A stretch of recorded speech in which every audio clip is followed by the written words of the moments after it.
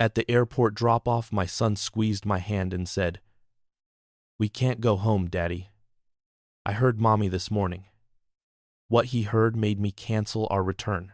What we saw from 3 houses away that night destroyed my entire reality. My attorney wife had planned the perfect murder. The fluorescent lights of Hartsfield-Jackson Atlanta International Airport hummed above us as I watched my wife disappear into the security checkpoint. Simone turned back once, her perfectly styled locks swaying as she waved. Her smile bright and practiced. She looked beautiful in her navy business suit, the one she always wore for important client meetings. I waved back, my 7-year-old son Marcus pressed against my side, his small hand gripping my jacket with unusual intensity. "Safe flight, babe," I called out. But she was already turning away, phone pressed to her ear, already moving on to whatever came next. That should have been my first clue. "Daddy," Marcus whispered, his voice so quiet I almost didn't hear it over the ambient noise of rolling suitcases and departure announcements. "We can't go back home." I looked down at him, ready to laugh it off as one of his games. Marcus had always been imaginative. Last month he'd insisted his stuffed elephant was actually a secret agent. But his face was pale, his dark eyes wide with something that looked horribly like fear. "What do you mean, buddy?" I crouched down to his level, suddenly aware that other travelers were flowing around us like water around a stone. "Of course we're going home. It's Thursday night. You've got school tomorrow, and I've got that early morning presentation." "No, Daddy." His small fingers dug into my forearm with surprising strength. "This morning, before you woke up, I heard Mommy on the phone in her office. The door was open just a little bit." He swallowed hard, and I could see tears forming at the corners of his eyes. She was planning something bad, something really, really bad. For us. My first instinct was to dismiss it. Children misheard things all the time. They took fragments of adult conversations and built elaborate fantasy scenarios. Just last week, Marcus had been convinced that our neighbor Mrs. Chen was actually a vampire because he'd seen her carrying groceries in After Dark. But something in his expression stopped me cold. Marcus had never lied to me. Not once in his 7 years. When he'd broken the living room lamp last year, he'd confessed immediately, tears streaming down his face. When he'd eaten the last cookie I'd been saving. "Marcus," I said carefully, aware that I was now kneeling on the airport floor while a custodian gave us an irritated look. "What exactly did you hear?" He bit his lip, looking around as if checking to make sure no one could hear us. "Can we go somewhere else? Somewhere quiet?" My heart was starting to beat faster now. That primal instinct that every parent has, the one that says when your child is genuinely frightened, you listen. I nodded and stood, taking his hand. We made our way through the terminal until I found a quiet corner near an unused gate. The departure board above us, announcing a delayed flight to Minneapolis. I sat down in one of the plastic chairs and pulled Marcus onto my lap. Something I rarely did anymore now that he was getting bigger. Now that he was in 2nd grade and wanted to seem grown up. But he curled into me like he used to when he was a toddler, and I could feel him trembling. "Tell me everything," I said quietly. Marcus took a shaky breath. "I woke up early because I had to pee. You know how the bathroom is right by Mommy's office?" I nodded. Our house in Buckhead was beautiful. Simone had insisted on it when she'd made partner at her law firm 3 years ago. But the layout was strange, with our home office positioned right next to the main bathroom on the 2nd floor. The door was open a little bit, Marcus continued, his voice barely above a whisper, and I heard Mommy talking on the phone, but it wasn't her work voice. It was different, scary. Different how? "Cold," he said, and the word sent a chill down my spine. Like when she talks to people she doesn't like. Like when she talked to Grandma before Grandma died. My mother had passed away 2 years ago, and the relationship between her and Simone had been strained at best.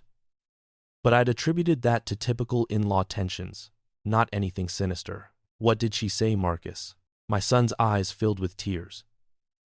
She said she couldn't wait until we were gone, that she'd made all the arrangements, that by the end of the week, she'd be free and clear, and no one would suspect anything. She said it would look like an accident. The world seemed to tilt slightly. An accident? She was talking about the house, Daddy, about fire, about how old houses in Buckhead have electrical problems all the time, about how tragic it would be if something happened while she was away on a business trip. He started crying in earnest now. And then she said she'd already talked to the insurance company last month, that the new policy would cover everything, that she'd be able to start fresh. My mouth had gone dry. I wanted to tell him he'd misheard. I wanted to believe he'd somehow confused a conversation about home insurance or fire safety with something sinister. But details were clicking into place in my mind, details I'd been too trusting or too stupid to notice before. The insurance policy. Simone had insisted we increase our life insurance 3 months ago. She'd said it was because of Marcus, because we needed to make sure he'd be taken care of if anything happened to either of us. I'd signed the papers without really reading them, trusting her legal expertise, trusting that my wife of 9 years had our family's best interests at heart. The electrical work. She'd complained about it constantly lately, pointing out every flickering light, every outlet that felt warm to the touch.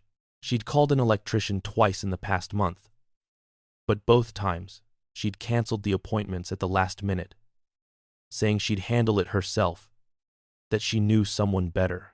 The business trip. This trip to Chicago had come up suddenly. Just 2 weeks ago. Simone traveled for work occasionally, but this one felt different. She'd been eager about it, almost excited, in a way that hadn't quite made sense for what she'd described as a tedious contract negotiation. And then there were the smaller things. The way she'd been distant lately, going to bed after I was already asleep, leaving before I woke up. The way she'd stopped asking about my day, stopped caring about Marcus's school projects. The way she'd looked at us sometimes when she thought we weren't paying attention with something that might have been contempt. Daddy? Marcus's voice pulled me back to the present. Do you believe me? I looked down at my son's tear-streaked face, at the genuine terror in his eyes, and I realized I was at a crossroads. I could dismiss this as the overactive imagination of a scared child. I could take him home, tuck him into bed, go to sleep in the house that Simone had been so proud of, and hope that everything was fine. Or I could trust my son. I believe you, I said, and felt him sag with relief against my chest. We're not going home tonight. Where will we go? Good question. My mind was racing, trying to think through options, trying to fight through the fog of shock and disbelief. We couldn't go to my friends. Simone knew all of them. We couldn't use a credit card. She'd see the transaction. We couldn't. Wait. I have an idea, I said slowly. But I need you to be brave for me, okay? Can you do that? Marcus nodded, wiping his eyes with the back of his hand. I pulled out my phone, opened my contacts, and scrolled to a name I hadn't called in over a year. Attorney Zaire Thompson. He'd been my father's best friend, had been like an uncle to me growing up. After my father died 5 years ago, Zaire had made me promise to call him if I ever needed anything at all. He'd given me a card with his personal cell phone number and told me to keep it safe. Emergency contact, he'd said, pressing the card into my palm at my father's funeral. Day or night, Darius. Day or night. The phone rang 3 times before a deep, familiar voice answered. Darius Vance. It's been too long, son. Uncle Zaire, I said, my voice cracking slightly. There was a pause, and when he spoke again, his tone had shifted from friendly to alert. Where are you? Airport. Hartsfield-Jackson, International Terminal. Are you in danger right now? This second? I looked around the quiet gate area. No. But I think my wife is planning to kill me and Marcus. Another pause. Then, Don't move. Don't use your credit cards. Don't call anyone else. I'm 40 minutes away. Go to the Starbucks in Concourse B and wait. Order with cash if you have it. I'll be there as soon as I can. I have cash, I said. I always carried emergency cash in my wallet, a habit my father had instilled in me. Never more than $100, but it would be enough. Good. Sit tight, Darius, and trust your instincts. If your gut is telling you something is wrong, it probably is. He hung up, and I sat there for a moment, holding Marcus, my mind reeling. This couldn't be real. This had to be some kind of misunderstanding. Simone was my wife, the mother of my child.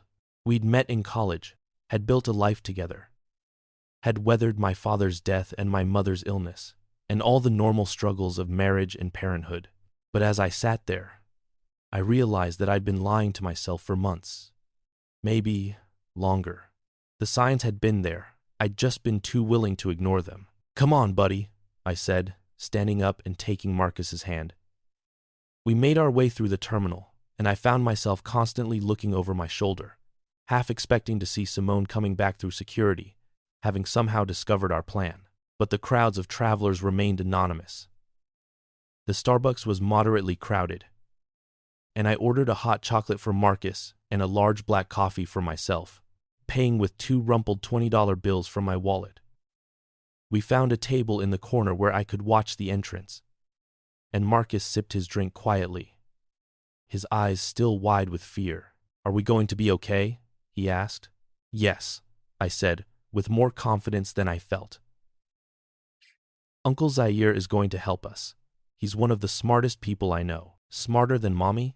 The question hit me like a physical blow. Marcus had always idolized his mother, had been so proud when she'd made partner, had loved going to her office and sitting in her big leather chair. The fact that he was now terrified of her spoke volumes about what he'd heard. Different kind of smart, I said carefully. Mommy is brilliant at her job.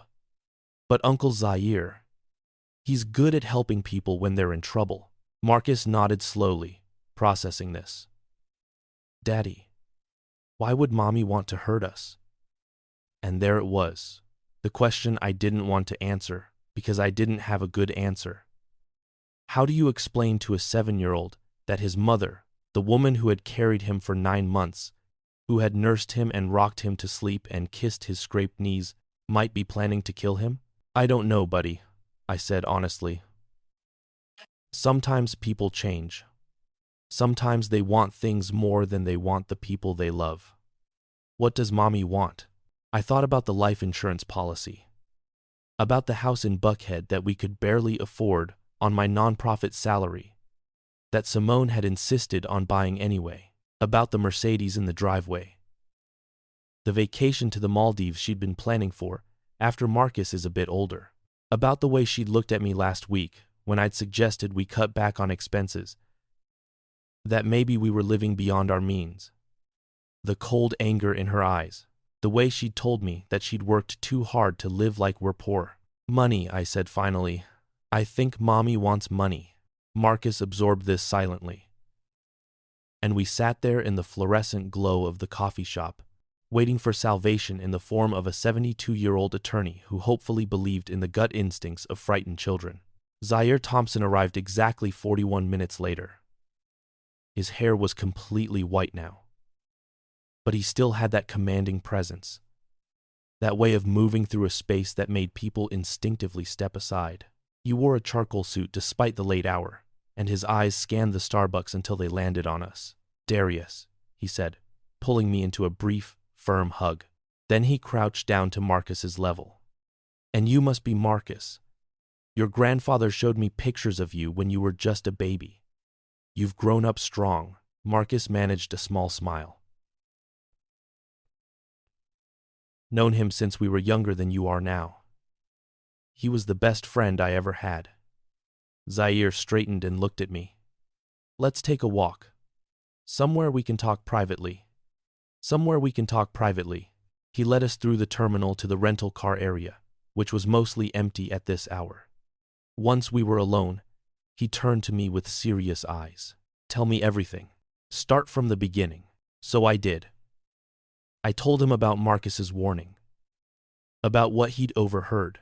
I told him about the insurance policy, about Simone's complaints about the electrical system, about the way she'd been acting lately. I told him about all the red flags I'd ignored because I'd been too trusting, too willing to believe that my marriage was solid even as it crumbled around me. Zaire listened without interrupting, his expression growing darker with each detail. When I finished, he was quiet for a long moment. You did the right thing, he said finally, trusting your son's instincts, calling me. But what if we're wrong? I asked. What if Marcus misheard? What if... asked. We're not wrong, Zaire cut me off gently. I've been practicing law for 47 years, Darius. I've seen this pattern before. The increased insurance policy, the documented complaints about home safety issues, the convenient business trip that provides an alibi. This is textbook. Our axis. My legs felt weak. She really wants to kill us. The evidence suggests she's planning something. Yes. Whether she intended to do it herself or hire someone else, we don't know yet. But we're not going to wait to find out. He checked his watch. It's 9:47 p.m. now. Simone's flight landed in Chicago at 9:30. She's probably at her hotel by now. That gives us some time. Time for what? Time to see what's waiting for you at your house. I felt my eyes widen. You want us to go home? Not inside. God, no. But I want to watch. See if anyone shows up. See if your wife's plans are already in motion. He saw the panic on my face and held up a hand. You and Marcus will stay in my car, several houses away, safely out of sight. I'll have a colleague park closer with a camera. If anything happens, we'll have evidence. And if nothing happens, then we'll reassess. And while it all passes, and if something does happen, then we call the police, Zaire said simply. And we make sure your wife spends the rest of her life in prison. Marcus tugged on my sleeve. I want to see, Daddy. I want to see if I was right. Part of me wanted to protect him from this, to shield him from the knowledge that his mother could be capable of such evil. But another part of me understood that Marcus needed to see this through, needed to know that his warning had been heard and believed. Okay, I said. But you stay in the car with me the entire time, no matter what. Promise? I promise, Marcus said solemnly. Zaire nodded approvingly. Smart kid, reminds me of your father. He pulled out his phone and made a quick call. Winston, I need you at the following address with your good camera. Surveillance job, possible attempted murder.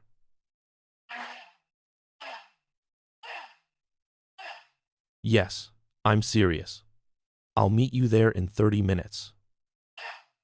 He hung up and gestured toward the exit. Let's move. The drive to Buckhead was surreal. I sat in the passenger seat of Zaire's immaculately maintained Lincoln Continental, Marcus buckled in the back, and watched the familiar streets of Atlanta roll by. We passed Centennial Olympic Park, lit up against the night sky. We passed the gleaming towers of downtown, the Fox Theater with its marquee advertising the latest touring Broadway show. We passed all the landmarks of my life in this city. And they all looked strange now. Foreign. Like I was seeing them through someone else's eyes. How long have you been married? Zaire asked quietly. 9 years. Together for 11. And when did things change? I thought about it. I don't know if there was one moment. Maybe when she made partner? That was 3 years ago. Everything shifted after that. Everything shifted after that. She was working longer hours, traveling more. She started talking about money differently. Did she resent you? The question stung, because I'd wondered the same thing. But nothing compared to her. She used to say it was fine, that we were a team. But lately, I trailed off. Lately, she's been making you feel like you're not pulling your weight, Zaire finished. How did you know? because that's how these things work. The person planning to harm you will often spend months or years beforehand building a narrative, making you feel lesser, making you doubt yourself. That way, if you ever do suspect something, you'll dismiss it. Why would she want to hurt me? I'm nobody. I'm nobody, but I am nobody, I said. Compared to her career, her income, her connections. Darius. Zair's voice was sharp. Your father didn't raise you to think like that. You're a social worker. You help people every single day. You're a good father to that boy in the back seat. You're worth protecting. You're worth saving. Don't ever forget that. I felt tears burning at the corners of my eyes and blinked them back. I can't believe this is happening. I know. But right now, we focus on keeping you and Marcus safe. Everything else comes after. We turned onto my street in Buckhead, and Zaire drove past my house without slowing down. The lights were off, exactly as I'd left them when we'd driven to the airport hours earlier. The place looked peaceful, ordinary, completely unaware of the danger that might be lurking within its walls. Zaire parked 3 houses down, positioning the car so we had a clear view of my front door and driveway. Another car pulled up behind us a moment later, and a thin black man with wire-rimmed glasses got out. He approached Zaire's window. Winston. This is Darius Vance, and his son Marcus. Darius. Winston Kimball. Best private investigator in Atlanta. Winston nodded to me, his expression grave. If anyone shows up, I'll get clear shots. Thank you, I managed. Just doing my job. And for what it's worth, you did the right thing, listening to your boy. Kids see things we adults miss. He glanced at Marcus in the back seat, who was pressed against the window, staring at our house. Stay strong, young man.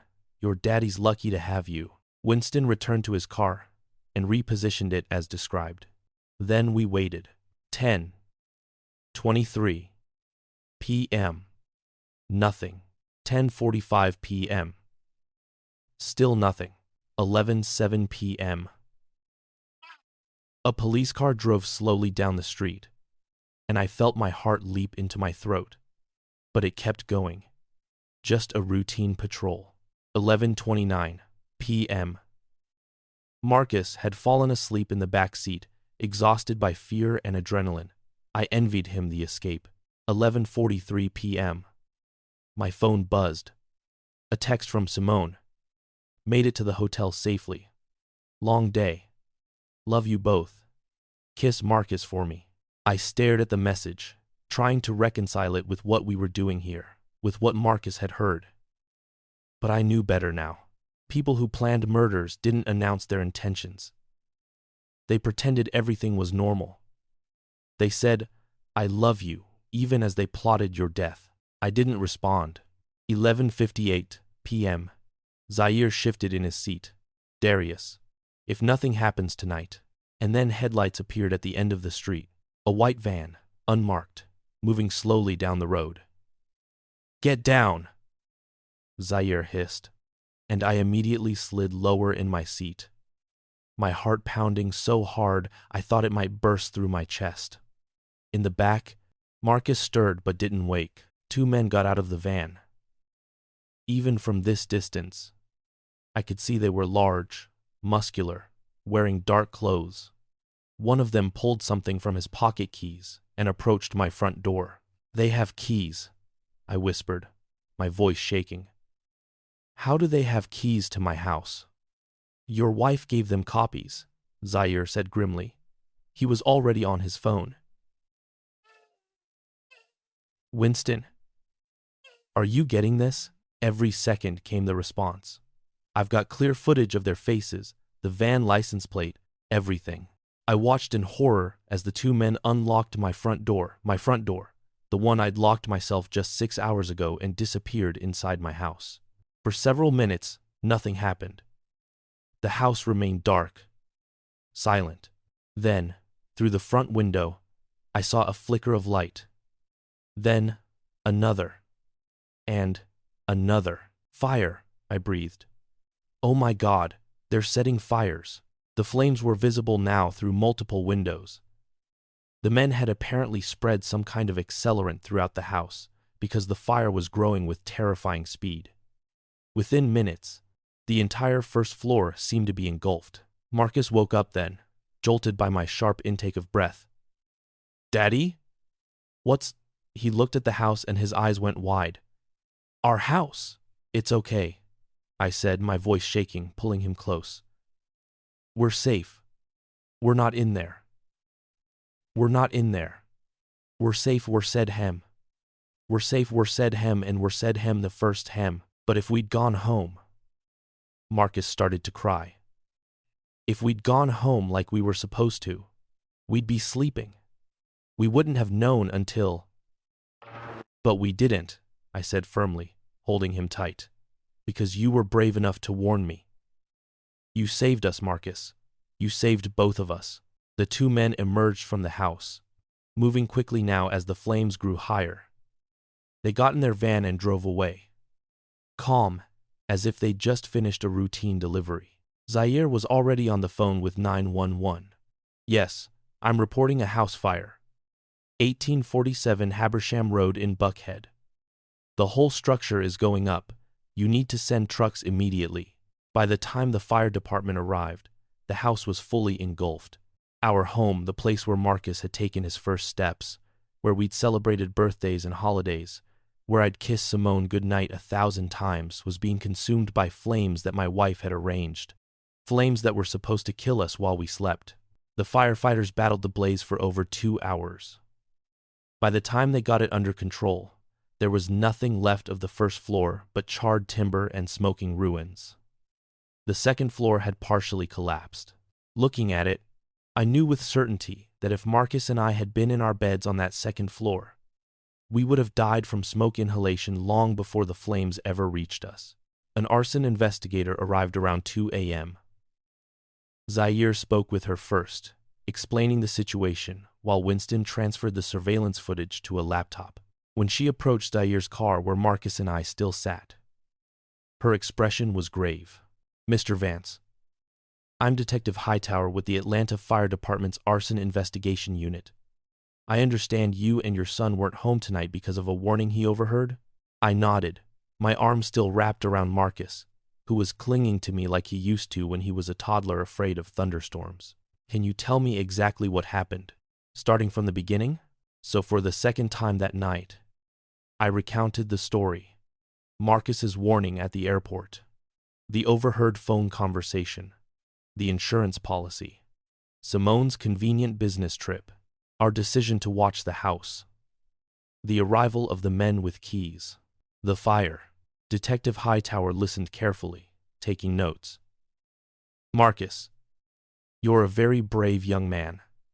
What you did tonight, warning your father, being willing to trust your instincts, even though it must have been scary, that took real courage.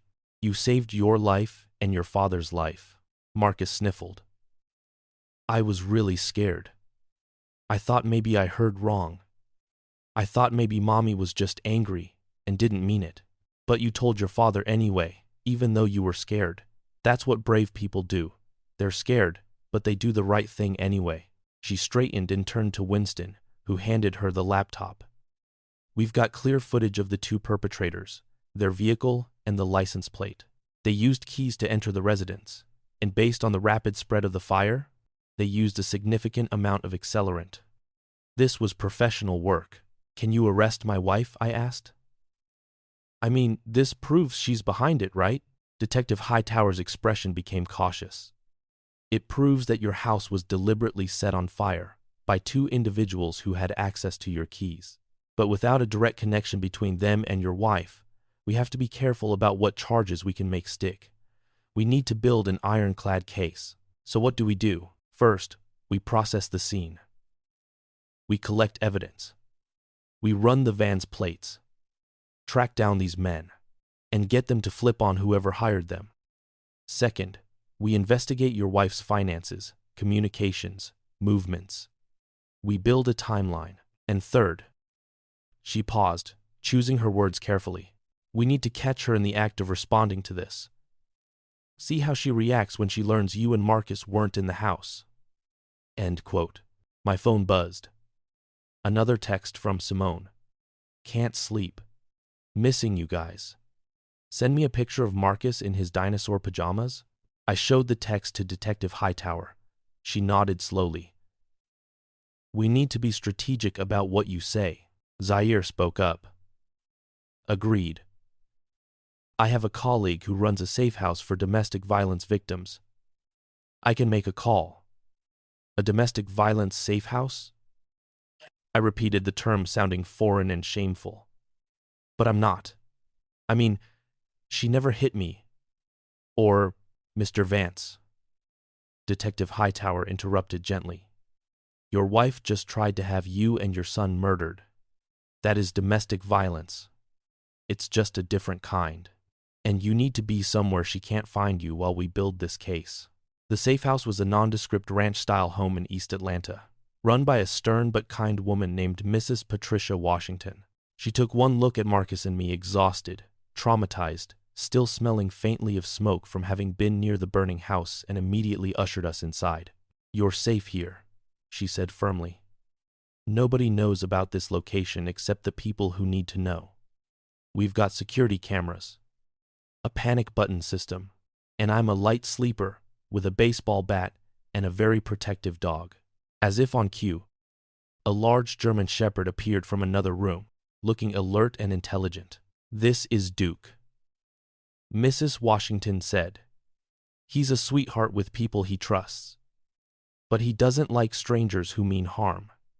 He'll sleep outside your door tonight. She showed us to a small but clean bedroom with 2 twin beds.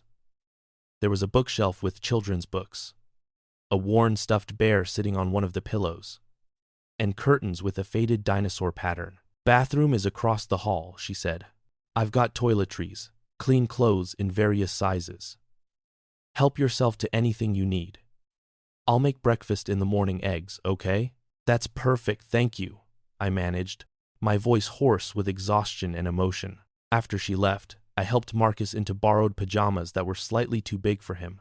He climbed into one of the beds, and Duke immediately positioned himself on the floor between the 2 beds, his dark eyes watchful. Daddy, Marcus said quietly as I was about to turn off the light.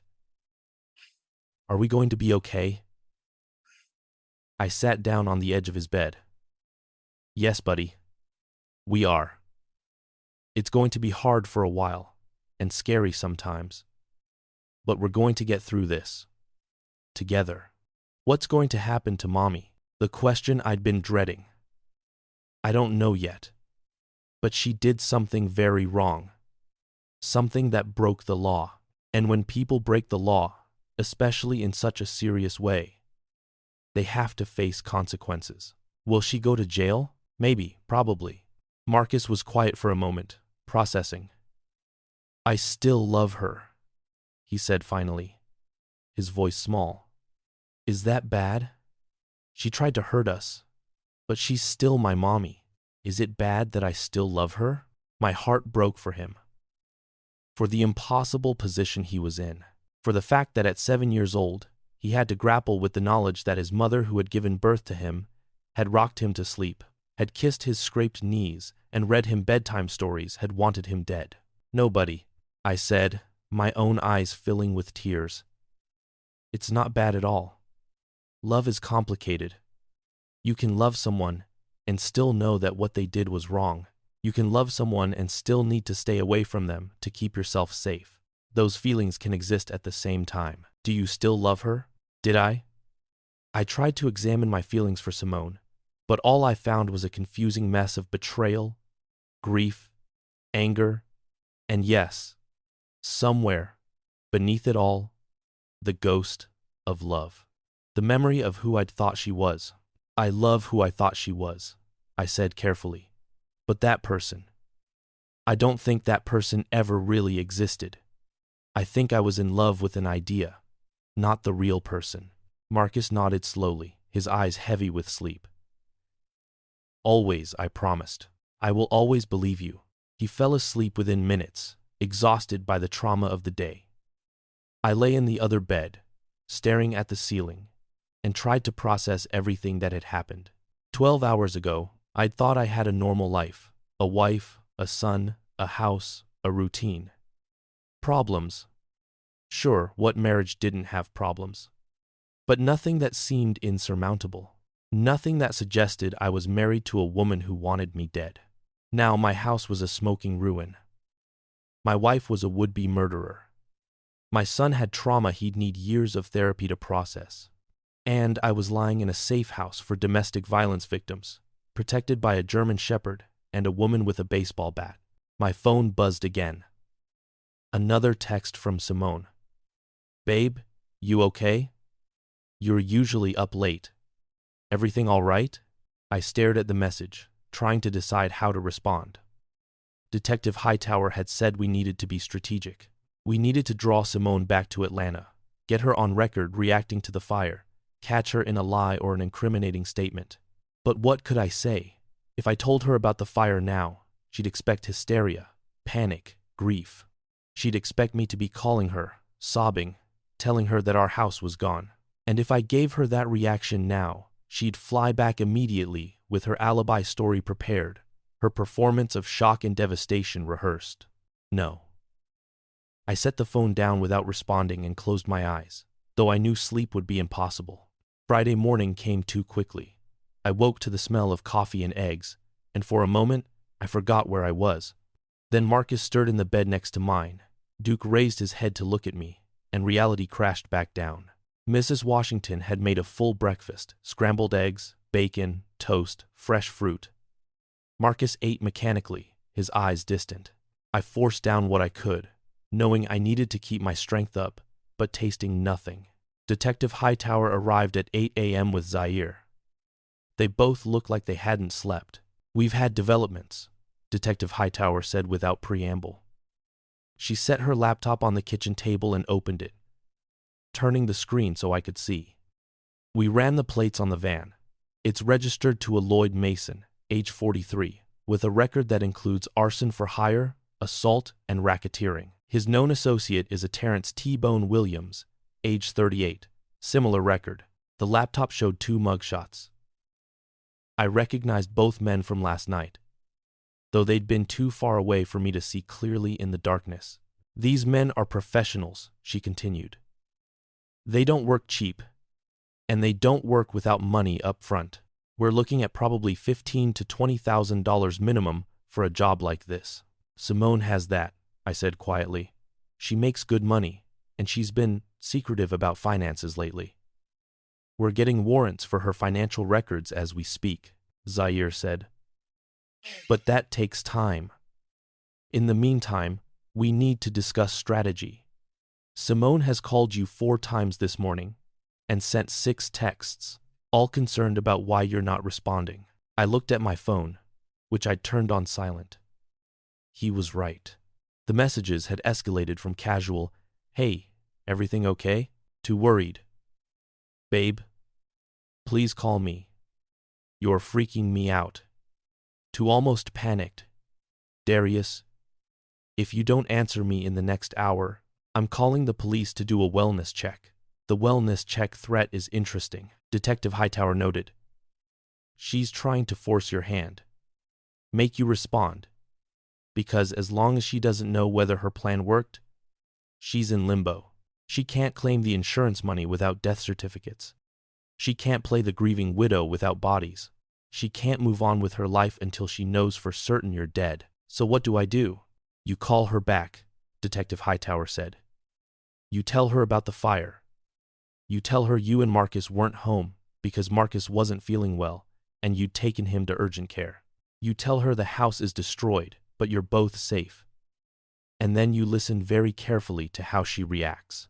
You want me to lie to her about why we weren't home. We want to give her a story she might believe, Zaire explained. If you tell her Marcus overheard her plotting your deaths, she'll lawyer up immediately and will lose any chance of getting her to incriminate herself. But if you give her a plausible reason for your absence, one that doesn't point to her involvement, she might let her guard down. She might say something revealing. And we'll be recording the call, Detective Hightower added. With your consent, of course. I looked at Marcus, who was listening to all of this with wide eyes, while absently feeding pieces of bacon to Duke under the table. Do it, I said. Whatever it takes to keep us safe, and put her away. They set up the recording equipment, and at 9:15 a.m., I called my wife. She answered on the first ring. Darius. Oh my God. Where have you been? I've been trying to reach you all morning. Her voice was tight with tension. But whether it was fear for my safety, or fear that her plan had failed, I couldn't tell. Simone, I said. And I didn't have to fake the shake in my voice. My hands were trembling. Something terrible happened last night. What? What's wrong? We're both fine, but Jesus, Simone, the house. Our house is gone. A pause. A long, pregnant pause. Gone? What do you mean gone? There was a fire. Last night, while you were flying to Chicago. The whole thing burned down. The fire department said it was arson. Someone deliberately set our house on fire. Oh, another pause. I could hear her breathing on the other end of the line. Could almost hear her mind working, trying to figure out what had gone wrong.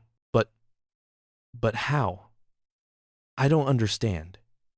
You and Marcus, we weren't home, I said quickly, following the script we'd prepared. Marcus woke up Thursday night feeling sick, stomach bug or something. He was really bad. Simone, throwing up? The works. I was worried it might be appendicitis or something serious. So I took him to the urgent care center over on Peachtree. We were there until almost 1 a.m. By the time we got back to the neighborhood, fire trucks were everywhere. Our whole street was blocked off. The house was just gone. Oh my God, Simone said. And I had to admit, she sounded shocked. Horrified even. If I hadn't known what I knew, I might have believed her. Darius, I'm so sorry. I can't believe this. Where are you now? Where's Marcus? We're at a hotel, the Red Roof Inn on Piedmont, the one near the hospital. We didn't know where else to go. Everything we owned was in that house, Simone. Our clothes, Marcus's toys, the photos, everything's gone. I'm booking a flight right now, she said. I could hear the clicking of a keyboard in the background. I'll be on the next plane to Atlanta. I can be there by early afternoon. Just stay at the hotel. Don't talk to anyone without me there, okay? Okay, I said weakly. Simone, who would do this? Who would want to burn down our house? I don't know, baby, she said, and her voice had shifted into soothing mode, the tone she used when Marcus had nightmares. But we'll figure it out. We'll get through this. The important thing is that you and Marcus are safe. That's all that matters. We can rebuild the house. We can replace the things. But I can't replace you two. The words sounded right, but there was something hollow beneath them. Like an actor delivering lines they'd memorized but didn't really feel. I love you, I said, because it seemed like something I should say. I love you too. Both of you. So much. I'll see you soon. Okay? Everything's going to be okay. She hung up, and I sat there for a moment, staring at the phone. Well? Detective Hightower asked. She's coming back. Said she's booking a flight. Should be here by early afternoon. Good. That gives us time to prepare. She closed her laptop.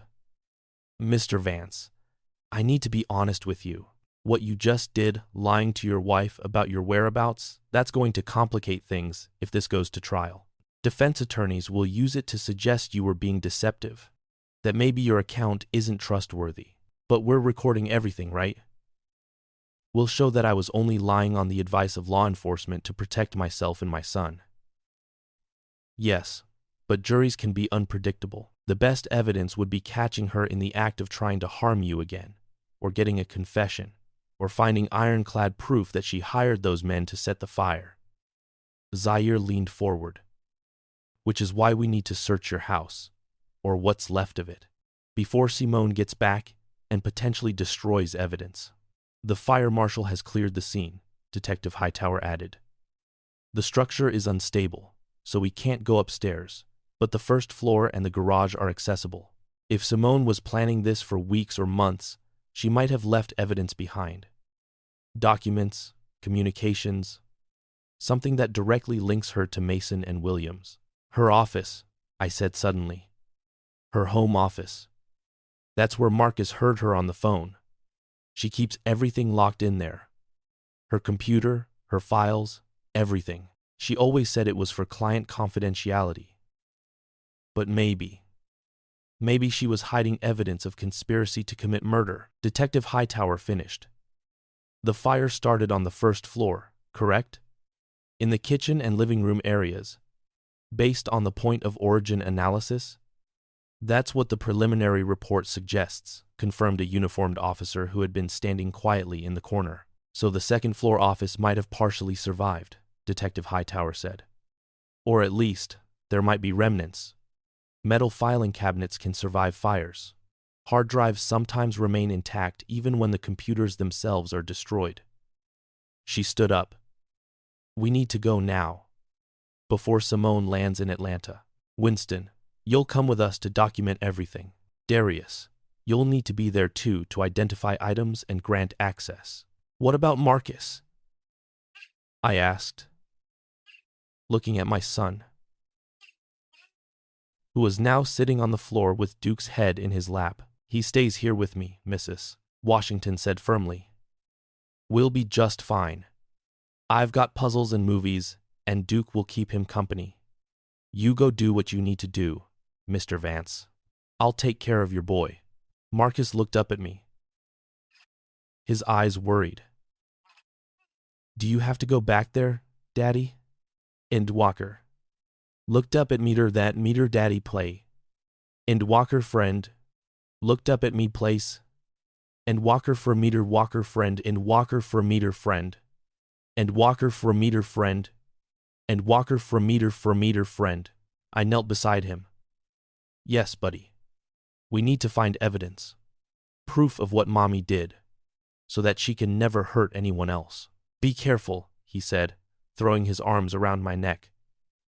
What if those bad men come back? The police will be there, I promised. I'll be safe. I'll be back before dinner, okay? He nodded against my shoulder, and I held him for a long moment before standing and following Detective Hightower and Zaire out to their vehicles. The drive to Buckhead in daylight was strange. The city looked so normal, so mundane. People going about their Friday mornings, grabbing coffee, heading to work, completely unaware that somewhere among them was a woman who had tried to murder her own family. When we pulled onto Habersham Road, I wasn't prepared for the shock of seeing my house or what was left of it in the harsh light of day. The entire structure was blackened. The walls collapsed in places. The roof caved in over what had been our bedrooms. Yellow caution tape surrounded the property, and a fire marshal's SUV was parked in the driveway. Jesus, I breathed. This could have been so much worse, Detective Hightower said quietly. If you and Marcus had been sleeping, she didn't finish the sentence. She didn't need to. The fire marshal, a grizzled white man named Captain Jeffries, met us at the property line. Detective Hightower, I heard you're treating this as more than simple arson. Attempted murder, she confirmed. The homeowner's wife is a person of interest. We need to search what's left of the structure before she returns to Atlanta. Second floor is structurally unsound, Captain Jeffries warned, but the staircase is partially intact. If you absolutely need to get up there, we can. But I wouldn't recommend spending more than a few minutes up there. The whole thing could come down. How much time do we have? Zaire asked, checking his watch. Simone's flight lands at 1:30 p.m., I said. She'll probably take an Uber directly to the Red Roof Inn, where she thinks we're staying. When we're not there, she'll probably come here. So we have maybe 2 hours, Detective Hightower calculated. Let's make them count. We approached the house carefully, picking our way through debris. The front door was a charred ruin, hanging off its hinges. The living room where I'd watched TV just 2 nights ago was unrecognizable furniture reduced to ash, the walls black and blistered, the ceiling partially collapsed. The accelerant was poured here, Captain Jeffries said, pointing to scorch patterns on what was left of the floor. And here, in the kitchen. Also in the hallway leading to the garage, classic pattern for arson for hire. Create multiple points of ignition to ensure the fire spreads quickly and makes escape impossible. Provajan.cominate, TU-17. I felt sick. If Marcus and I had been upstairs asleep, we would have been trapped. The fire would have cut off our access to the front door, to the garage, to any escape route. We would have died of smoke inhalation within minutes. The office? Detective Hightower prompted. This way, I said, leading them through the kitchen or what had been the kitchen to the staircase. The stairs were blackened, but seemed stable. We climbed carefully, Captain Jeffries going first to test each step. The second floor had fared better than the first, though better was relative. Marcus's room was partially collapsed, his bed visible through the hole in the floor, his beloved dinosaur collection scattered and charred. Simone's office was at the end of the hall. The door was closed, which apparently had helped protect it somewhat from the worst of the fire. I turned the knob, it was still warm to the touch, and pushed it open. The office was damaged, but not destroyed. Smoke had blackened the walls and ceiling, and water from the fire hoses had soaked everything, but the basic structure was intact. Simone's desk was still standing, though warped. Her filing cabinet was still there, its metal surface discolored, but not breached. Start with the filing cabinet, Detective Hightower directed Winston, who began photographing everything. Darius? Do you know if she kept a safe or lockbox anywhere? She has a safe, I said, pointing to the closet. Behind those boxes, fireproof safe. We moved the waterlogged boxes aside, revealing a medium-sized sentry safe, its surface blackened but apparently intact. Fireproof safes were designed to protect their contents even in extreme heat. Do you know the combination? Detective Hightower asked. I shook my head. She never told me. Said it was for client documents. We'll need a warrant to open it, or her permission. But we can photograph it, document its presence. She turned to Captain Jeffries. In your professional opinion, would this safe have survived the fire that was set last night? He examined it carefully. Absolutely. Sentry makes good safes. The contents would have been protected. If there are documents in there that she wanted to survive the fire, they would have. Interesting, Detective Hightower murmured. So she planned for certain things to survive. Maybe insurance documents? Proof of death benefits? We moved to the filing cabinet. The drawers were stuck, warped by heat and water. But Zaire produced a crowbar from somewhere, and we managed to pry open the top drawer. Inside were hanging folders, their labels barely legible but still visible. Taxes 2023. Taxes 2024. Medical records. Home mortgage. Home mortgage. And then, life insurance policies.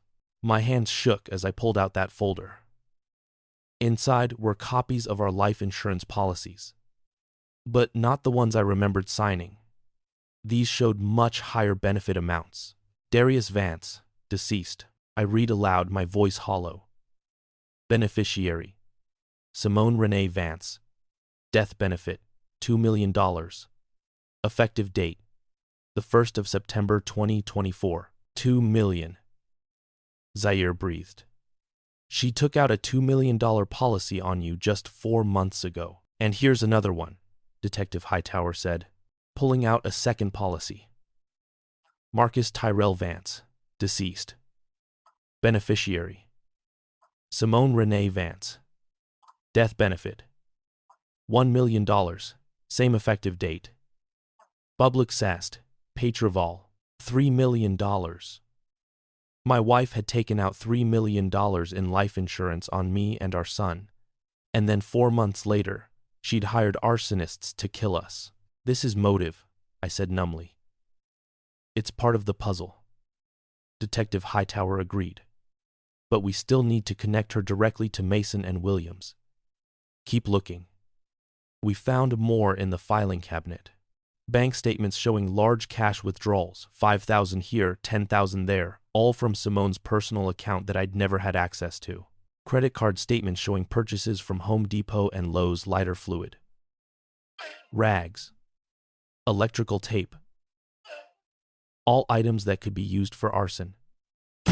She was preparing, Winston said, photographing each document. Building a stockpile. These purchases go back 3 months. In the bottom drawer, we found something even more damning, a burner phone. Still in its packaging from a convenience store, purchased with cash based on the receipt that was tucked inside, and a slip of paper with 2 phone numbers written in Simone's distinctive handwriting. Beneath the numbers, Mason, $15K up front, $10K after completion. That's our connection, Detective Hightower said, carefully placing the phone and the note in evidence bags. This directly ties Simone Vance to Lloyd Mason. This is conspiracy to commit murder. We kept searching. In the desk drawers, we found draft emails that Simone had apparently never sent. Dear Mr. Mason, thank you for your discretion regarding our business arrangement. As discussed, the first payment has been delivered. The second will be wired to the account you specified once the job is completed to my satisfaction. I trust there will be no complications. Please confirm receipt of this message and destroy it immediately after reading. Res. She's careful, Zaire noted. But not careful enough. She kept drafts. A lot of criminals do, Detective Hightower said. They can't resist documenting their own cleverness. We were running out of time. It was already past noon. And Simone's plane would be landing soon. We grabbed everything we could. The life insurance documents, the bank statements, the burner phone, the receipts, the draft emails. We photographed the safe and its location. We documented everything. As we were about to leave, I noticed something else in the desk drawer. A leather journal. Water damaged but still readable. I opened it to a random page. D is so trusting, so naive. He actually believes I love him. He believes I love Marcus. The truth is, I stopped loving them a long time ago. Maybe I never did. They're just obstacles now. Obstacles to the life I deserve. When this is over, when they're gone, I'll finally be free. Free of the dead weight. Free of the mediocrity. Free of pretending to be someone I'm not. The words blurred as my eyes filled with tears. I'd known intellectually that Simone wanted us dead. But seeing it written in her own hand, seeing her contempt for me and Marcus laid out so coldly, Darius, Zaire said gently, taking the journal from my hands. We need this. Evidence. But you don't need to read any more right now. We left the house just before 1 p.m., loaded down with evidence. Captain Jeffrey secured the scene again, and we drove back to the safe house in East Atlanta. Mrs. Washington met us at the door, Duke at her side. I found my son curled up on the couch, clutching a stuffed animal. Mrs. Washington must have given him a worn teddy bear with one eye. When he saw me, he launched himself into my arms. Did you find proof? He asked. Yes, I said. We found a lot of proof. Your mother is going to jail, Marcus. She's going to jail for a very long time. He was quiet for a moment, absorbing this. Then, good. Because what she did was really, really wrong. Yes, it was. Daddy, when this is all over, where are we going to live? Our house is burned down. It was a practical question, and one I hadn't had time to consider. I don't know yet, buddy. But we'll figure it out. Maybe we'll get an apartment for a while. Something smaller. Can I have a dog? The question was so unexpected, so wonderfully childlike in the midst of all this darkness, that I almost laughed. Yeah. I think a dog would be good. A German shepherd like Duke, if that's what you want. He nodded, satisfied, and returned to his movie. I joined Detective Hightower and Zaire in the kitchen. Simone landed 15 minutes ago, Detective Hightower said, checking her phone. We've got officers watching the Red Roof Inn on Piedmont. As soon as she realizes you're not there, she'll probably head to the house or start calling hospitals. What do? We wait. We see what she does. We document everything. And we build our case. My phone rang. Simone. Put it on speaker, Detective Hightower instructed. I answered. Darius, where are you? Simone's voice was tight with frustration. I'm at the Red Roof Inn and you're not here. The front desk says you never checked in. What's going on? I'm sorry. I panicked. I gave you the wrong hotel name. We're at the Days Inn, on Moreland Avenue. A pause. Why would you give me the wrong hotel name? I wasn't thinking straight, Simone. I was exhausted and traumatized, and I got confused. Another pause. Longer this time. Text me the exact address and room number. I'll head there now. Actually, we're not at the hotel right now. We're at the police station. They wanted to interview us about the fire. What?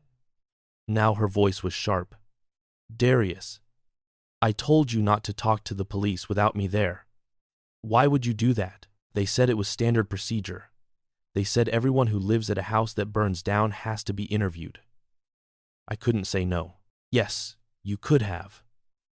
You could have told them your lawyer was on the way, and you'd answer questions after she arrived. Jesus. Darius. I'm an attorney. You should know this. She was rattled now, slipping. The mask of concern was cracking. I'm sorry, I said, making my voice small and apologetic. I didn't know. They were very insistent. What did you tell them? Just what I told you. That Marcus was sick. That we went to urgent care. That when we came back, the house was burning. Did they ask you anything else? About our finances? Our marriage? About me? They asked if I knew of anyone who might want to hurt us. I said no. I could hear her exhale slowly, trying to calm herself. Okay. Where are you now? Still at the station. They said they needed to process some paperwork. Which station? The one on Peachtree, in Buckhead.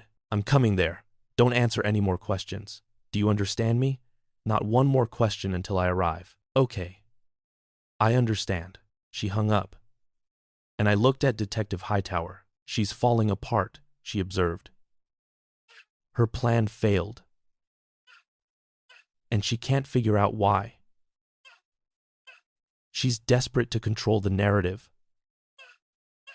But she's losing that control. What happens when she shows up at the police station? I asked. We let her. We have officers there who will stall her. The more stressed she gets, the more likely she is to make a mistake. Over the next hour, we played a careful game of cat and mouse with Simone. She went to the police station. We told her we'd left to go to the hotel. She went to the Days Inn. We told her we'd actually gone to a different hotel because we were worried about reporters. She went to the hospital to check if Marcus had actually been treated in urgent care and found no record of our visit because we'd never been there. By 4 p.m., Simone was calling me every 10 minutes, her voice escalating from frustrated to frantic. Darius, what the hell is going on? Where are you? Why are you lying to me? I'm not lying, I said. I'm just confused. I'm traumatized, Simone. Our house burned down. Someone tried to kill us. I don't know which way is up right now. Someone tried to kill you? You said it was arson. You didn't say it was targeted at you personally. The fire department said. They said someone used keys to get in. That it was deliberate. That whoever did it knew the house would be occupied.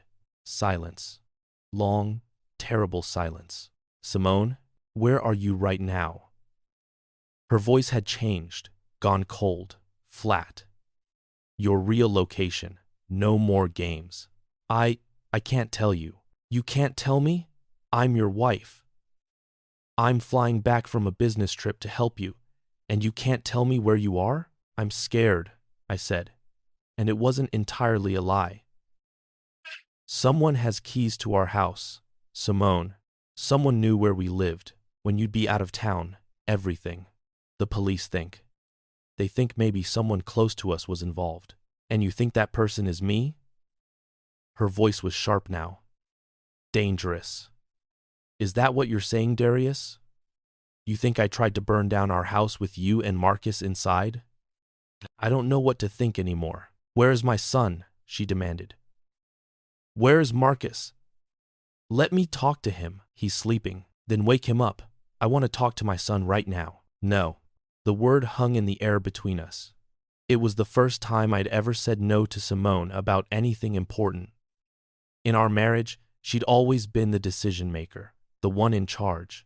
I'd been content to let her lead because she was smarter, more successful, more capable. But that dynamic was over now. No? She repeated, her voice incredulous. You're keeping my son from me?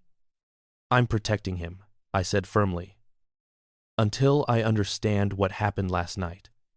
Until the police finish their investigation, I'm keeping Marcus safe. Agron says it is next firmly. I'm keeping Marcus safe. Darius, listen to me very carefully. If you don't tell me where you are in the next 60 seconds, I will call the police and report a parental kidnapping. I will tell them you've taken my son and disappeared, that you might be having a mental health crisis. I will make sure you never see Marcus again. Do you understand me? Detective Hightower nodded at me, indicating I should keep going. Do what you need to do, Simone, but I'm not putting Marcus in danger. In danger? In danger from what? From me?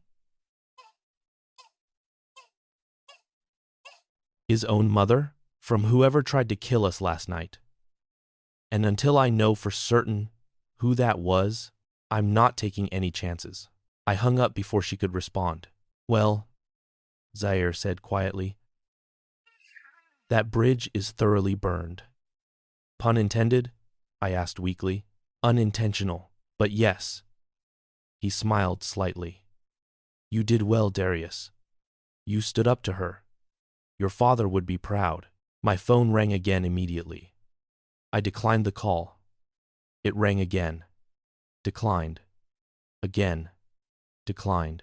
Then a text. Fine. You want to play games? I'll show you how this game is played. Enjoy explaining to a judge why you kidnapped our son and refused to let me see him. My lawyers will eat you alive. Detective Hightower read the text and smiled grimly. She's threatening you now. Good. Threatening behavior shows consciousness of guilt. She's panicking because her plan failed and she can't figure out what went wrong. Now we need to give her an opportunity to make her next move. What do you mean? We need to set up a meeting in a controlled environment, somewhere public where we can record and photograph everything. Somewhere she'll feel confident enough to reveal herself. End quote. And where would that be? Centennial Olympic Park, she said. Tomorrow, Saturday afternoon. Lots of people around, but also easy to set up surveillance. We'll tell her you'll meet her there, that you want to talk face to face, that you'll bring Marcus so she can see he's okay. But we'll have officers everywhere. Undercover. Cameras. Recording devices. And when she tries something because she will try something, we'll be ready. You think she'll attack us in broad daylight in a public park? I think she's desperate, Detective Hightower said. Her plan failed. You and Marcus are alive. You're suspicious of her. She's probably already figuring out that we're going to investigate her finances, trace those payments to Mason and Williams. She knows the walls are closing in. Desperate people do desperate things. But Marcus won't actually be there, she assured me. We'll use a decoy. A young officer who looks about the right age and size from a distance, wearing Marcus's clothes. You'll meet Simone. Tell her Marcus is in the restroom. Stall her. Meanwhile, we'll be watching everything. And if she does attack me, we'll have officers in position to intervene immediately. You'll be wearing a wire. We'll hear everything. You'll be as safe as we can possibly make you. I thought about Marcus, asleep on the couch with the stuffed bear. About the life we could have if this nightmare ended. About the justice we deserved. Okay, I said, set it up. Saturday morning dawned bright and cold. Marcus ate breakfast quietly, seeming to sense that something important was about to happen. Daddy has to go meet Mommy today, I told him gently. Just to talk. To help the police figure out what happened. But you're going to stay here with Mrs. Washington and Duke, okay? Is it dangerous? Marcus asked. I wanted to lie. I wanted to tell him everything would be fine, that there was nothing to worry about. But he'd been lied to enough. He deserved honesty. It might be, I said, but Detective Hightower and lots of police officers will be there to protect me. They won't let anything bad happen. Promise? I promise I'll be as careful as I can, and I promise I'll come back to you, no matter what. He hugged me tightly. I believe you. At noon, I arrived at Centennial Olympic Park wearing the clothes I'd been given from the Safe House's donation closet, jeans that were slightly too big and a jacket that wasn't quite warm enough for the December chill. Detective Hightower had fitted me with a wire, a tiny microphone, and transmitter taped to my chest under my shirt. Just act natural, she'd instructed. Try to get her talking. If she confesses, great. If she threatens you, even better. If she attacks you, we'll have her on attempted assault charges on top of everything else. Just stay calm and remember, we've got you covered. The park was crowded for a Saturday afternoon. Families with children, couples walking hand in hand, joggers making their loops around the paths. I found a bench near the fountain as instructed and waited. Simone arrived at 12:15, 15 minutes late. She looked different, tired, stressed, her usually perfect hair pulled back in a messy bun, her clothes wrinkled like she'd slept in them. When she saw me, something flickered across her face. Relief? Disappointment that I was alive? I couldn't tell. Darius, she said, sitting down beside me, not too close. Where's Marcus? Where's Marcus? Restroom, I said. He'll be here in a minute. She looked around, suspicious. Which restroom? The one over by the aquarium entrance. He wanted to go by himself. He's getting to that age where he doesn't want me hovering. She studied my face. You look terrible. Thanks. I've had a rough couple of days. I'm sorry, she said. And she sounded sincere. About the house. About everything. This must be so traumatic for you and Marcus. It is. Have the police figured out who did it yet? They have some leads. What kind of leads? They found the men who set the fire. Picked them up this morning. I saw her stiffen slightly. Yeah. Lloyd Mason and Terrence Williams. Professional arsonists, apparently. Multiple priors. Did they say who hired them? Not yet. But they will. These guys aren't masterminds, Simone. They'll flip to save themselves. They always do. She was quiet for a moment, staring at the fountain. Why didn't you let me help you? Because I wasn't sure I could trust you. Trust me, I'm your wife. Are you? I turned to look at her directly. Because the wife I thought I knew would never take out a $3 million life insurance policy on me and our son without telling me. Would never hire arsonists to burn down our house while we slept. Would never write in a journal about how we're obstacles to the life she deserves. Her face went pale. You were in my office. What was left of it, yes. The fire marshal let me in to look for surviving documents.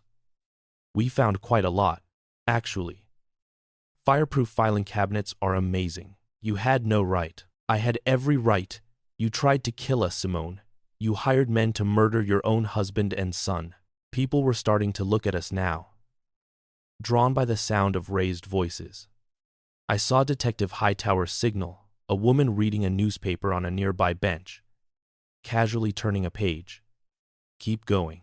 You're being paranoid, Simone said, but her voice was shaking. The stress of the fire, the trauma, it's making you see conspiracies that don't exist. Then explain the insurance policies. Explain the bank withdrawals. Explain the burner phone with Mason's number written in your handwriting. Explain the receipts for accelerant purchases from Home Depot. Explain the draft email offering payment for the job. I can explain all of that. It's not what you think. Then explain it. Please. Help me understand how all of that evidence is innocent. Help me understand why my son overheard you on the phone Thursday morning talking about how we'd be gone by the end of the week, and it would look like an accident. She froze. Marcus heard that? Every word. That's why we weren't home, Simone. My 7-year-old son saved our lives by being brave enough to tell me what he heard. By trusting that I would believe him over you. He misunderstood. He didn't misunderstand. He heard his mother planning his murder. And he warned his father. And we hid. We watched from down the street as your hired killers used keys you gave them to enter our house and set it on fire. We watched our home burn, knowing we were supposed to be inside it, dead. Simone's mask was cracking now. The concerned wife act was falling away, revealing something colder underneath. You have no idea what you're talking about, she said, her voice low and dangerous. You think you're so smart playing detective, but you don't understand anything. Then make me understand. Why, Simone? Why did you want us dead? Was it just for the money? She laughed, a bitter sound. Just for the money? Do you have any concept of what I've sacrificed? I gave up my 20s and 30s to build my career. I worked 80-hour weeks. I made partner before any other woman at my firm. And for what? To come home to a house I can barely afford, to a husband who makes social worker money, to a kid who needs constant attention and money for school and activities? I've been carrying this family financially for years, Darius. You and Marcus have been dead weight. So you decided to collect the insurance money and start fresh? Have you really become that cold? Cold. She stood up, her voice rising. I'm practical. I'm facing reality. That house was too expensive. The mortgage was crushing me. Your nonprofit salary barely covers groceries. And Marcus, do you know how much it costs to raise a child these days? Private school, college fund, medical expenses, he's a money pit. A never-ending drain on my resources. Your resources? He's your son. He's an obligation I never wanted. The words burst out of her, raw and vicious. And then the minute he was born, suddenly I'm expected to be Mother of the Year? To sacrifice even more of my life? To pretend I'm not drowning under the weight of all of it? People were definitely staring now. I saw a park security guard approaching. Behind Simone, I spotted at least 3 people I recognized as plainclothes officers, all slowly converging. So the solution was murder? Kill your husband and son for the insurance money? The solution was to cut my losses, Simone shouted. To free myself from a marriage that was killing my career prospects, from a child I never wanted, from a life that was strangling me. You and Marcus were supposed to die in your sleep, Darius. Painlessly. The house was supposed to burn to the ground. I was supposed to play the grieving widow for a few months, collect the insurance, sell what was left of the property, and move on. It was supposed to be clean. But it wasn't clean, was it? Because Marcus heard you.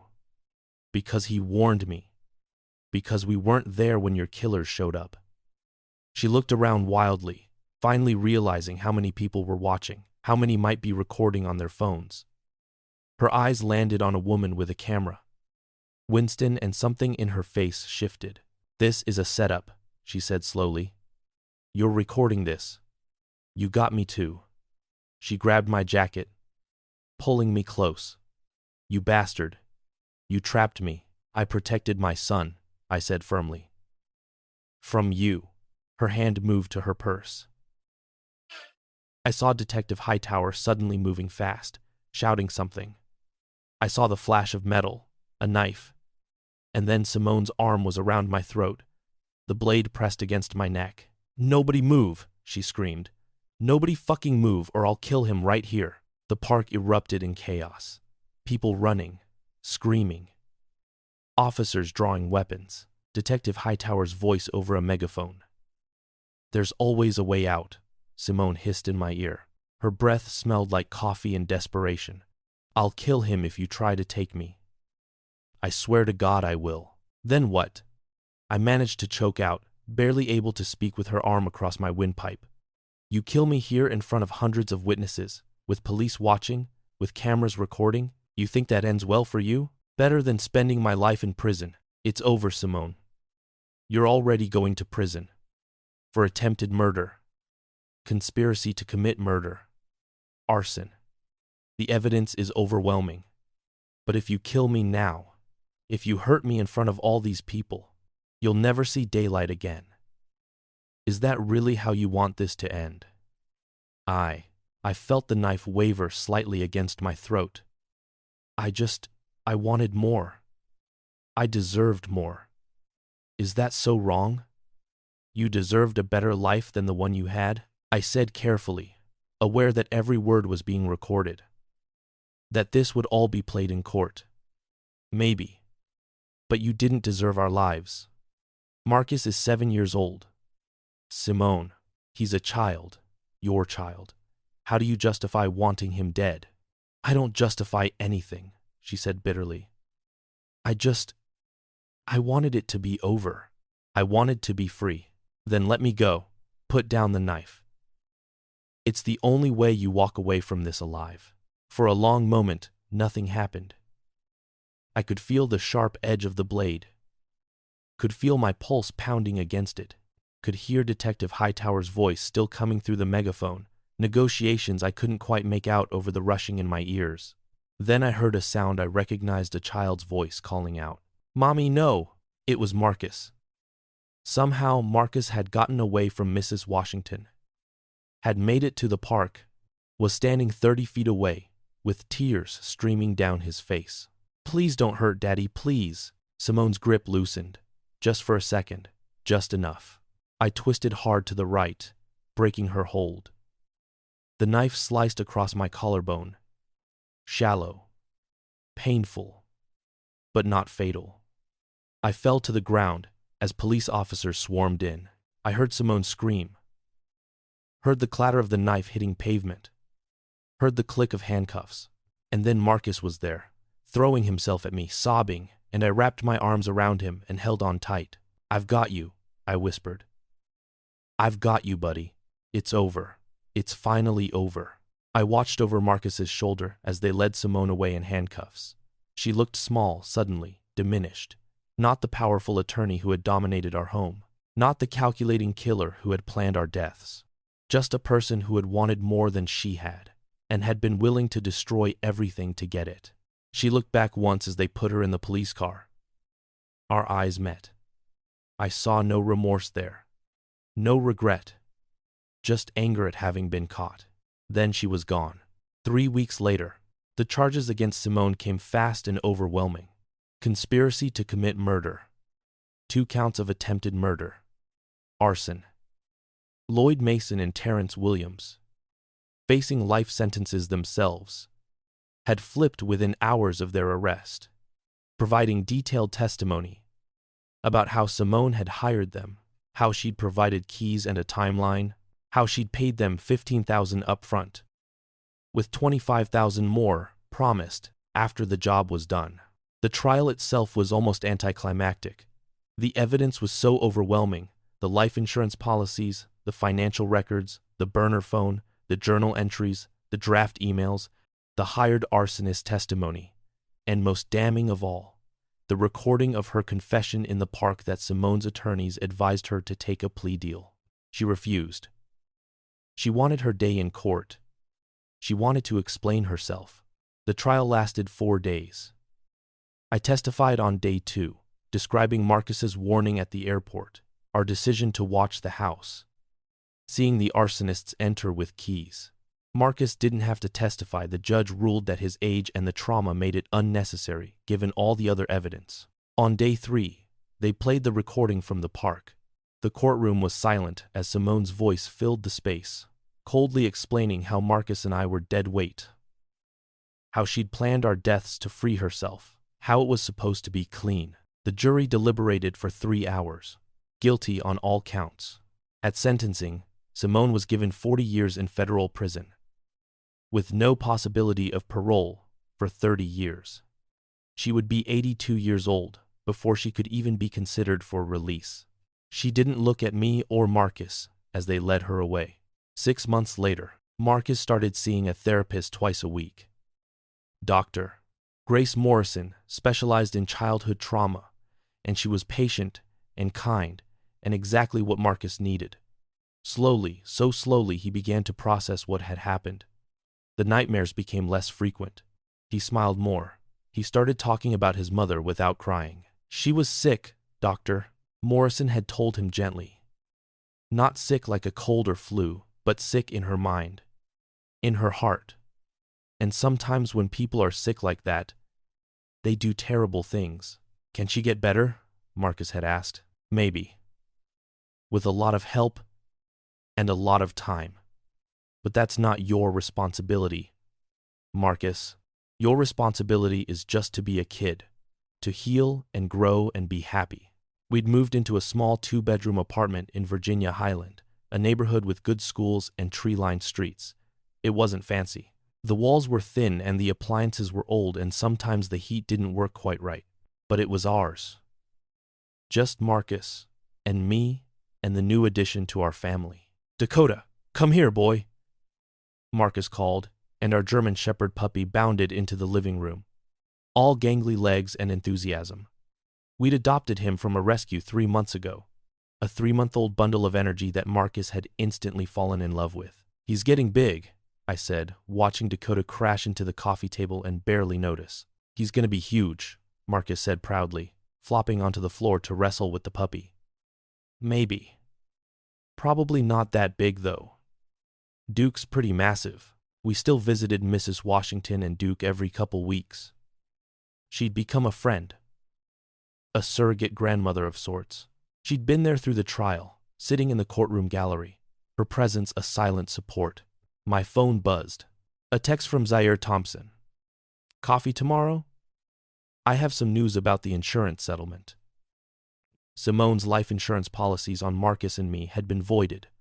Of course, you can't profit from trying to murder someone, but the homeowner's insurance had paid out, and after extensive legal wrangling, we'd been awarded a substantial settlement. Not the $3 million Simone had dreamed of, but enough to give Marcus and me a fresh start. Want to be enough for college, I'd told Zaire. And maybe a down payment on a small house eventually. Something modest, something we can actually afford. Your father would be proud of how you're handling this, Zaire had said. Managing the money responsibly. Putting Marcus first. Not letting the trauma define you. Was that what we were doing? Not letting it define us? But other days, increasingly, we were just Darius and Marcus, living our lives, making dinner together, doing homework, being normal. Daddy? Marcus's voice pulled me from my thoughts. Can we go to the park? Dakota needs to run. Sure, buddy. Let me grab the leash. We walked to Piedmont Park, Dakota pulling on the leash the whole way, Marcus chattering about school and his new friend Tyler and how they were learning about volcanoes in science class. Just normal kid stuff. Normal conversation. Normal life slowly reasserting itself. At the park, we found an empty stretch of grass, and I let Dakota off the leash to run. Marcus chased after him, laughing when the puppy outpaced him easily. I sat on a bench and watched them play, and for the first time in months, I felt something like peace. My phone buzzed again. Another text. This time from a number I didn't recognize. Mr. Vance. This is attorney Sarah Chen. I've been following your case, and I'm starting a nonprofit focused on domestic violence against men and children. I'd love to talk to you about potentially speaking about your experience, if you're interested. No pressure. I stared at the text for a long moment. The idea of standing in front of people and talking about what Simone had done, about how close Marcus and I had come to dying, felt impossible. I'd spent months trying to forget, trying to move on, trying to rebuild some semblance of normalcy. But then I thought about all the people who might not recognize the warning signs the way I had. All the fathers who might dismiss their children's fears. All the families who might not survive what we'd survived. Maybe telling our story could help. I typed back, I'd be interested in talking. Let's set up a time. 2 years later, the nonprofit turned out to be exactly what I needed. Speaking about our experience. Meeting other survivors. Helping to develop resources and support systems, it gave meaning to what we'd been through. It transformed us. From victims into advocates. Marcus came with me sometimes. To events where there were other kids who had experienced domestic violence. He was 9 now. Taller. More confident, still going to therapy, still processing, but visibly stronger. He'd talk to the younger kids, tell them it was okay to be scared, okay to talk about it. My mom tried to hurt me and my dad, he'd say matter-of-factly, but we're okay now. We got help and we're okay. And you can be okay too. I'd gone back to school, getting a certification in trauma counseling. My nonprofit work had transitioned into employment with Sarah Chen's organization, and I was now helping to run support groups for men and fathers who had survived domestic violence. You have a gift for this, Sarah told me one afternoon, as we reviewed intake forms for new clients. You make people feel seen. You make them feel like survival is possible. Because it is, I said. It's hard and it's messy, and some days are terrible, but it's possible. We'd moved again. This time to a small house we'd purchased in East Atlanta. 3 bedrooms, one for me, one for Marcus, one that served as a home office and guest room. A backyard where Dakota, now 80 pounds of muscle and loyalty, could run. A porch where I drank my coffee in the mornings and watched the sun rise. The house felt safe. It felt like ours. Marcus had started playing soccer, had a solid group of friends, was doing well in school. He still saw Dr. Morrison monthly. Though the frequency had decreased, he still had nightmares sometimes, still occasionally asked questions about his mother that I did my best to answer honestly. Is she sorry? He'd asked last month. I don't know, buddy. She says she is in her letters, but I don't know if she truly understands what she did wrong. Simone wrote occasionally from prison. Letters that Marcus was allowed to read if he wanted to, but usually didn't. Letters that were full of justifications and explanations and claims that she'd been under enormous stress, that she hadn't been thinking clearly, that she never would have actually gone through with it. I didn't respond to them. Neither did Marcus. Dr. Morrison said that was healthy, that we had no obligation to maintain a relationship with someone who had tried to kill us. Biological connection or not. She's still your mother, doctor, Morrison had told Marcus. And if you want to have some kind of relationship with her someday, when you're older, that's your choice. But you don't owe her anything. You don't owe her forgiveness or understanding or even communication. 4 years later, Marcus turned 11, and we celebrated with a backyard barbecue. Zaire Thompson was there, older now but still sharp, still protective. Sarah Chen brought her wife and their 2 daughters, a dozen other people from our lives, our community, our chosen family. As I flipped burgers on the grill, I watched Marcus play soccer in the yard with the other kids.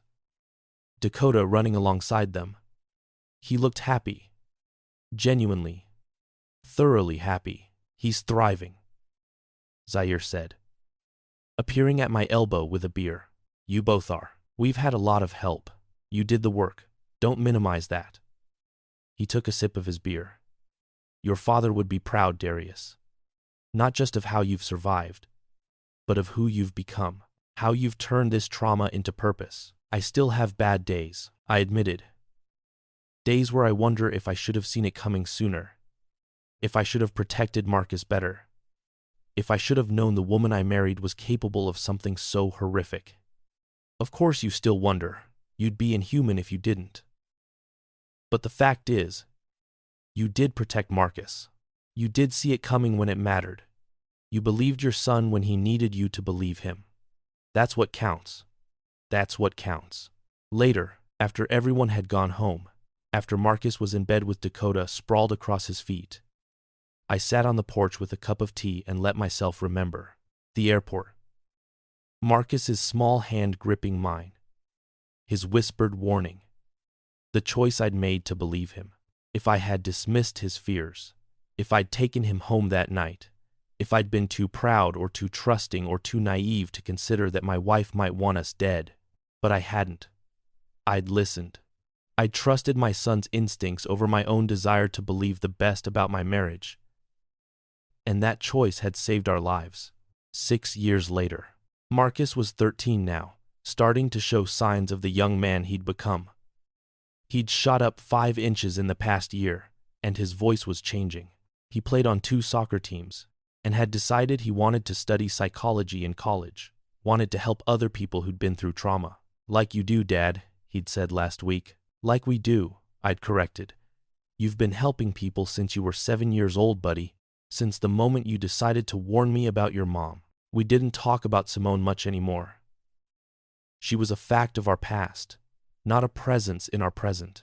She'd served 6 years of her 40-year sentence and would likely serve at least another 24. By the time she was eligible for parole, Marcus would be in his 30s, with a life and identity completely separate from her.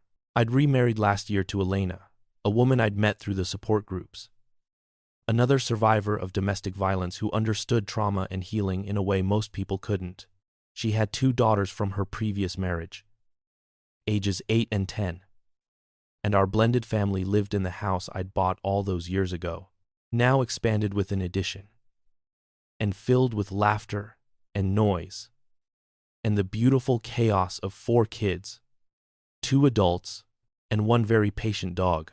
Marcus had walked me down the aisle at the wedding, a reversal of tradition that felt right. Dad, he'd said, looking impossibly grown up in his suit. Are you sure about this? Yes, I'd said. Elena is good for me. For us. Are you sure you're okay with it? Yeah, I am. You've been alone a long time. It's good to see you happy. Really happy. Not just making it through happy. That distinction between surviving and thriving had become important to both of us.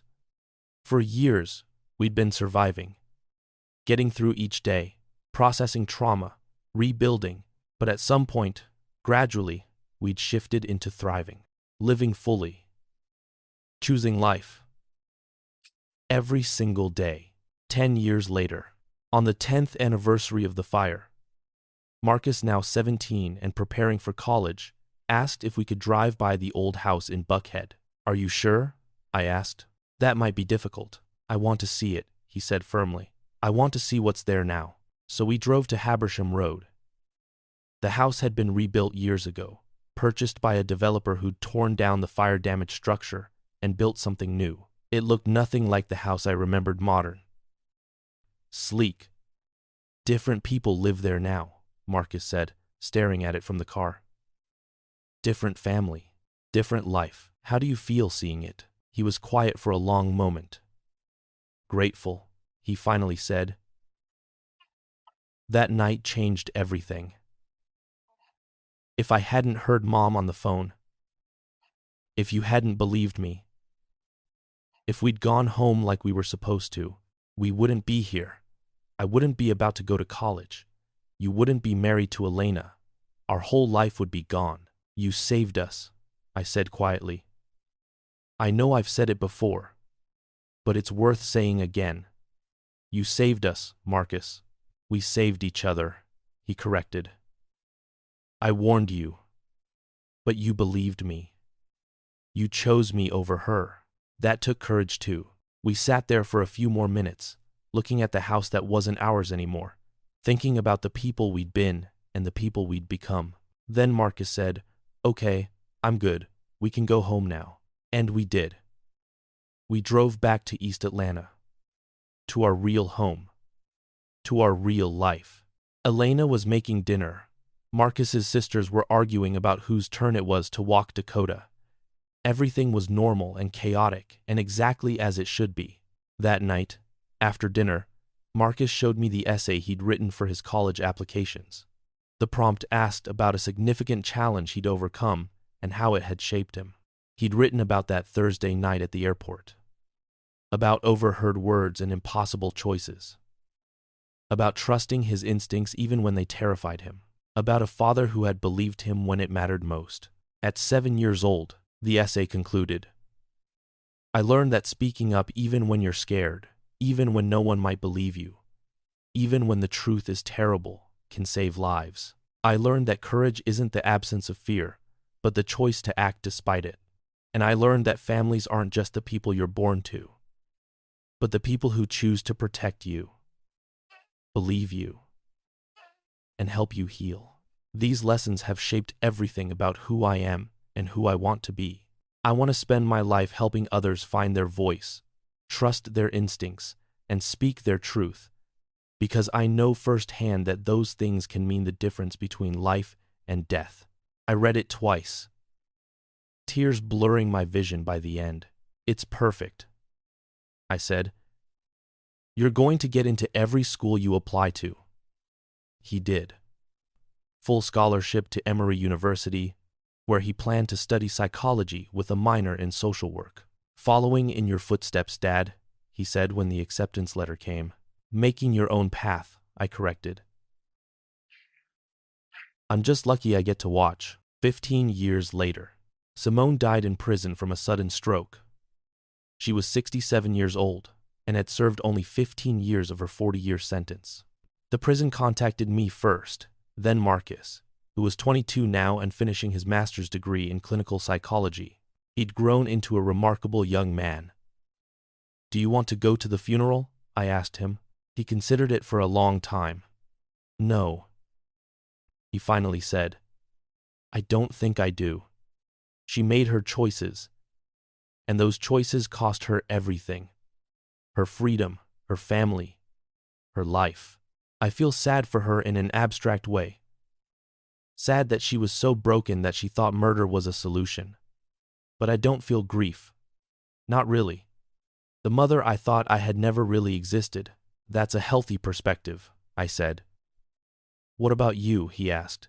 "Do you want to go?" I thought about the woman I'd married, the woman I'd thought I'd known, about the years of good memories before everything fell apart, about the moment when she'd held a knife to my throat and told me Marcus and I were dead weight. "No," I said. "I don't. We said our goodbyes a long time ago, so neither of us went."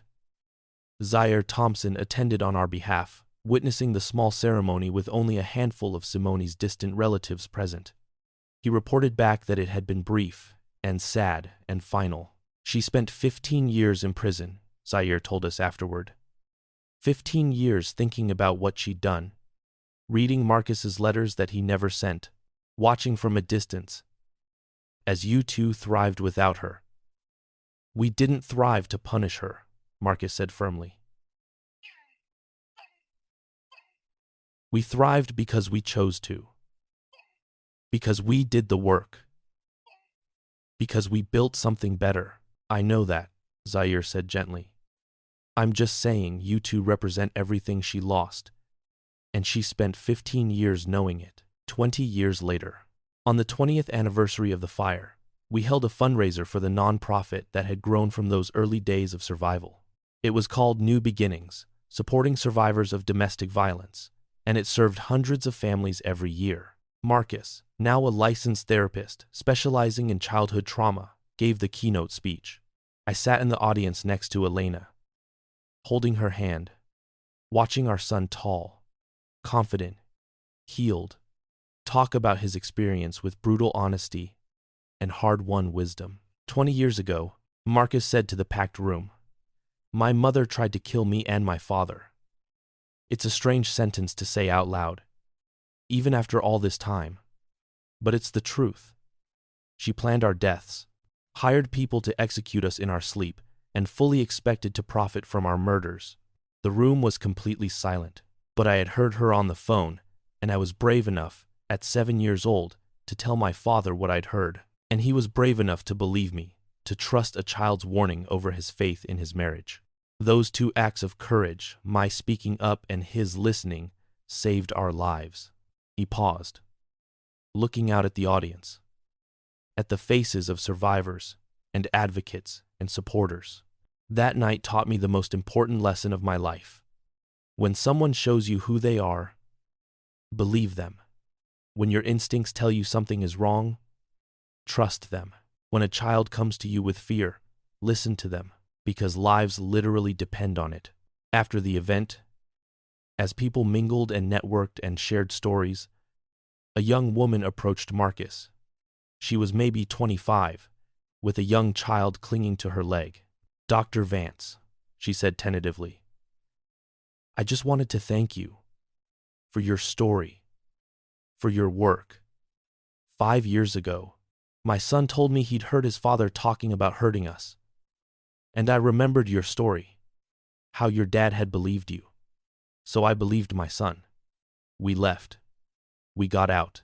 And 3 weeks later, my ex-husband was arrested for assault with intent to murder. He'd attacked his new girlfriend, the same way he'd been planning to attack us. My son's warning saved our lives." Marcus crouched down to the child's level. "What's your name, buddy?" "Jamal," the boy whispered. "Jamal, you're a hero. You know that? That takes courage." The boy smiled shyly. "Like you did. Exactly like I did." Watching this interaction, I felt something settle in my chest. Something like completion.